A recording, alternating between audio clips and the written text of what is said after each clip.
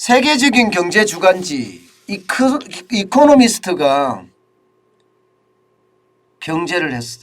경고를 내놓았습니다.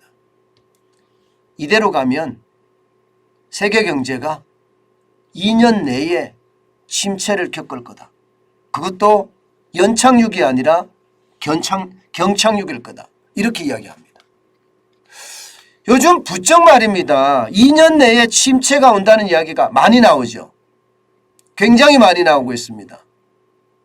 지금도 경기 침체라고 생각하는 사람이 대부분이고 지금도 경제 위기라고 생각하는 사람이 대부분인데 여기에서 또 침체가 된다고 생각을 하면 와우, 그 충격의 도는 굉장히 클 겁니다. 물론 말입니다. 이 바닥 경제는 좋아질 거예요. 지금 거리두기에 대한 어떤 영향 굉장히 많이 받고 있는데 이런 부분이 해결이 되기 때문에요. 아마도 굉장히 좋아질 겁니다. 예. 시간이 걸리겠죠. 지금도 뭐 신규 확진자가 20만 명씩 나오기 때문에 많은 사람들이 두려워해서 못 가지만 저처럼 이렇게 한번 걸렸다가 낫잖아요. 그럼 그 다음부터 두려움 없어집니다. 그 시간이 걸리겠죠. 그 시간이. 예, 그 시간이 걸리고 나면 바닥 경제는 조금 나아질 거예요. 그렇지만 바닥 경제는 안 그래도 부채 때문에 지금 빚내서 버티고 있는 그런 상황이잖아요. 이런 상황에서 2년 내 또 한 번의 위기가 온다 그러면 우리에게는 죽으라는 소리나 다름없다. 이렇게 이야기할 수 있습니다. 근데 이코노미스트가 이렇게 최악을 경고하는 것, 2년 내에 경기 침체 국면으로 들어갈 수 있다는 것, 이것은 어쩌면 말입니다. 우리가 진짜 귀담아 들어야 돼요. 2년 내에 위기가 올 수 있다. 실질적으로 말입니다, 여러분. 우리 큰 그림으로 볼까요? 큰 그림으로. 보통 10년 단위로 위기가 왔죠. 1997년, 2008년, 2020년, 그렇죠? 그리고 5년 단위로 보면 작은 위기들이 있습니다, 전부 다.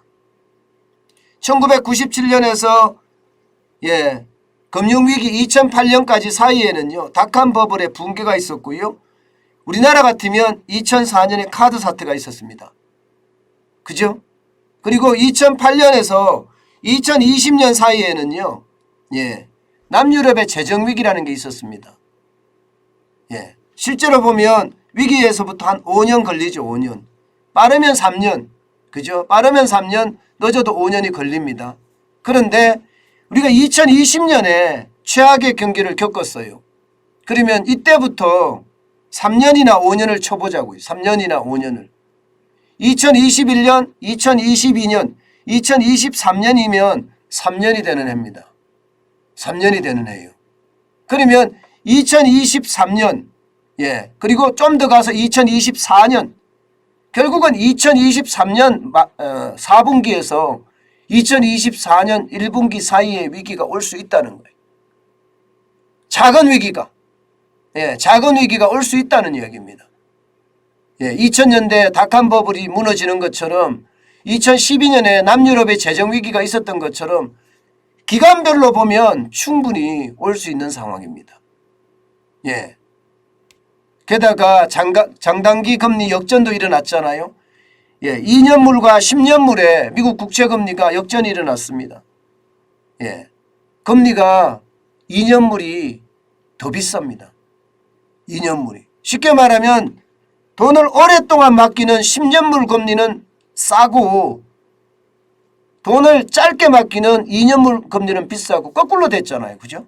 거꾸로 됐죠. 그런 상황이 되니까 진짜 2년 안에 경기 침체가 온다. 이 이야기는요. 우리가 이제 서서히 앞을 대비해가는 그런 상황을 점점 만들어내야 된다는 거예요. 제일 중요한 것은요. 현금 비중을 높이라는 뜻이에요. 현금 비중. 열심히 일해서 2년 동안 계속 현금 비중을 높여서 가는 게 굉장히 중요하다는 이야기를 합니다. 실제 이코노미스트는요. 2년 안에 경기 침체가 올 수 있는 요소 3가지를 아주 적나라하게 이야기를 했습니다. 적나라하게. 어떻게 이야기했나 하면요. 제목을 어떻게 달았나부터 먼저 보면요. 경기 침체 위험성이 뒤섞인 독극물이 세계 경제에 걸쳐 있다. 결국은 경기 침체에 어떤 위험성이 있는 독극물 자체 악재가 세계 경제에 걸쳐 있다는 거잖아요. 그 첫 번째가 결국 미국의 인플레이션 이야기를 합니다. 미국의 인플레이션에 대한 부분 굉장히 심각하게 지금 받아들여지고 있습니다.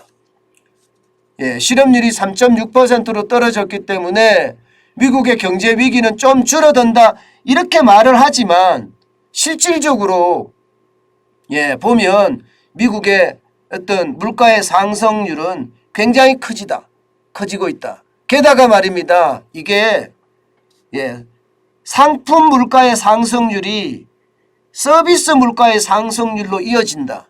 쉽게 말하면 TV나 냉장고 가격이 올라가더니 이제는요. 월급에 대한 인플레이션, 임금 인플레이션도 지금 시작됐다고 보는 겁니다. 실질적으로 말입니다.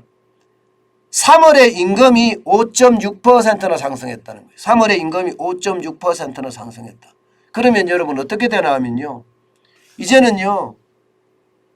시장의 물가 상승률에다가 임금 상승률이 더해져서 악순환의 순환의 고리를 만든다는 겁니다.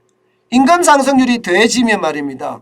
기업 입장에서는 최종 제품의 가격을 올려야 되거든요. 최종 제품의 가격을 올리면 상품의 가격이 또 올라간다는 뜻이잖아요. 상품의 가격이 또 올라가면 또 노조에서는 임금 올려달라 이렇게 이야기할 수 있습니다. 그러면 이게 악순환의 고리가 된다는 거예요. 그래서 지금 이코노미스트가 분석한 것은요. 미국의 인플레이션이 장난이 아니다. 그렇기 때문에 결국 이것이 세계 경제의 경착륙을 몰고 올 거다. 이렇게 하나를 꼬집었고요. 또 하나는요. 유럽의 에너지 위기가 지금 촉발되고 있다는 거예요. 그동안 말입니다. 유럽이 솔직히 가스까지는 지금 러시아에서 수입하는 거 안 막았습니다. 왜 안 막나 하면요. 에너지 위기가 유럽 경제 전체의 위기로 커질 수가 있기 때문이거든요. 그런데 이 우크라이나에서 말입니다. 러시아 군대가 민간인을 거의 학살하듯이 죽였어요. 제노사이드라고 이야기하나요? 홀로코스트라고 이야기하나요?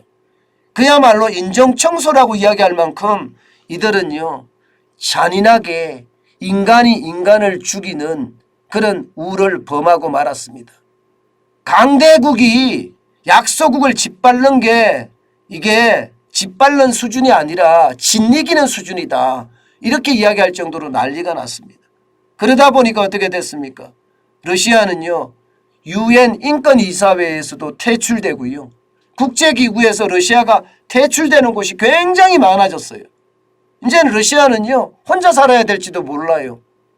상황이 이렇게 되니까 유럽도 더 이상은 안 되겠다. 가스 수입하지 말아야 되겠다. 저렇게 인종청소를 당하는 저런 나라가 강대국이 돼서는 안 된다. 이렇게 이야기를 합니다. 문제는 이 와중에서 그 와중에서 결국 에너지 대란이 올 수밖에 없다는 거예요. 에너지 대란이. 지금 미국에서 계속 가스를 실어 나르고 또 중동에서 원유를 실어 나르지만 턱없이 부족하다는 이야기입니다.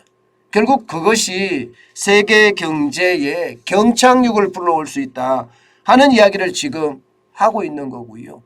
여기에다 세 번째 중국의 도시봉쇄령입니다. 지금 4월 4일 기준으로 중국 내 코로나19 신규 확진자는 16,412명이라고 이야기합니다. 이것도 말입니다. 통계가 정확하지 않습니다. 지금 벌써 2만 명, 3만 명 넘었다는 이야기가 통계가 이미 나오고 있고요. 4월 9일 현재 2만 5,744명이라는 Our World in Data 여기에도 나오고 있습니다.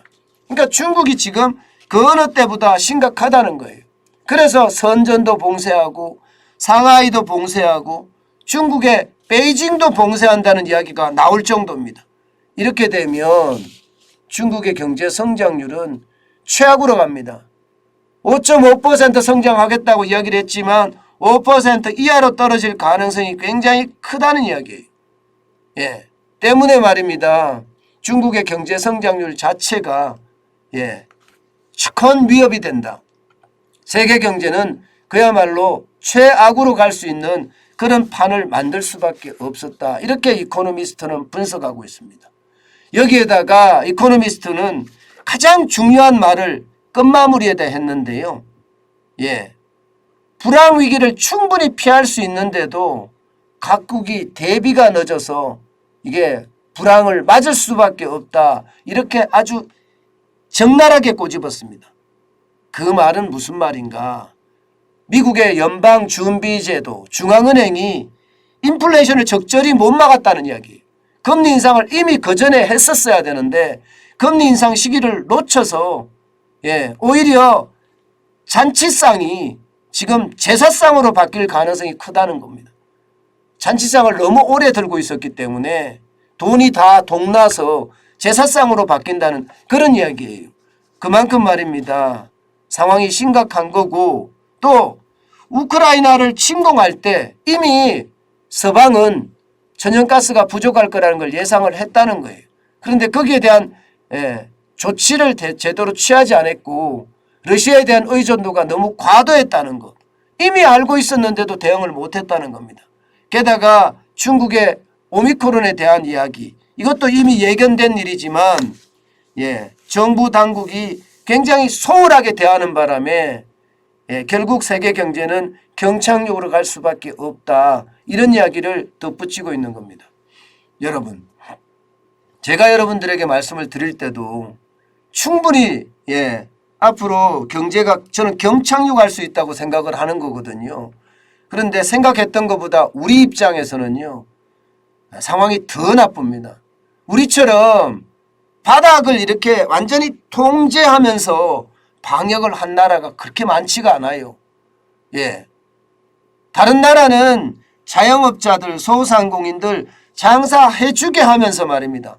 경제를 같이 끌고 간 거예요. 그러면서 방역은 방역대로 강화해가는 그런 모습을 취했거든요. 그런데 우리나라는 그러지 못했어요. 그러는 바람에 지난 2년 반 동안 지금 바닥이 완전히 붕괴됐고요. 이 붕괴된 바닥을 결국은 부채가 떠받치는 그런 상황이 돼 있는 상태거든요. 이런 상태에서 위기가 오면요. 우리 경제는 진짜 최악으로 갈 수도 있습니다. 저는 그래서 거리두기 빨리 풀어야 된다는 이야기, 그 다음에 자영업자에 대한 손실보상 빨리 제대로 해줘야 된다는 이야기, 문재인 정부가 망쳐놓은 지금 경제에 대한 규제들 빨리빨리 혁파해야 된다는 이야기 계속 드리고 있습니다. 그만큼 말입니다. 우리 경제의 충격은요. 다른 나라하고 다르게 커질 수 있어요. 때문에 그에 대한 대비책 반드시 필요합니다. 저는 여러분들에게 그렇게 권합니다. 지금은 열심히 일하자. 그러면서 말입니다. 돈을 쌓아가자.